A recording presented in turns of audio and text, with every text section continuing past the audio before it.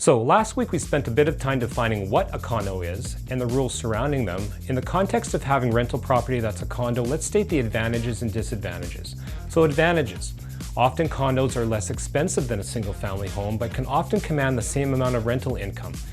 Maintenance of the exterior of the building is the responsibility of the condo corp.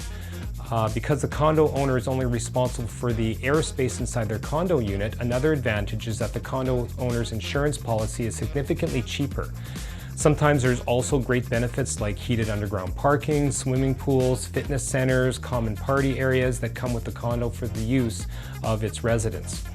Let's look at the opposite end of the spectrum and then talk about some of the disadvantages. On my last point, there's more amenities offered by the condo, but that comes with higher common element fees. Now, the condo fee cannot be paid by the tenant, so guess what?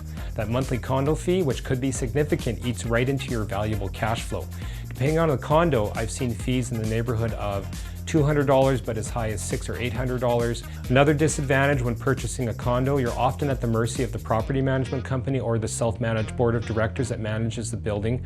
I'm referring specifically to the reserve fund, which is a pool of money that belongs to the condo corp to pay for large capital expenses. So if a major item needs to be fixed, you need to come up with the money to pay your share of the common repairs. So let's talk also about liens.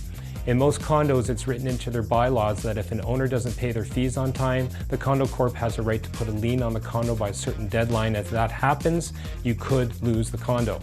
Rental levies. This is becoming more and more common with condos. A rental levy is the amount an owner must pay if they are going to be renting out their dwelling. You also have disagreements with the condo board versus the Residential Tenancies Act. What I'm referring here is when the condo board decides something such as ordering you to evict your tenant, but you're bound by the rules of your governing body and their Residential Tenancies Act. I mentioned in my intro that the board has the ability to change rules, and this is critical. Basically, a board can change the entire purpose of your condo. The last disadvantage I'm going to speak about is very market dependent. I'm referring to the sale or disposition of the condo.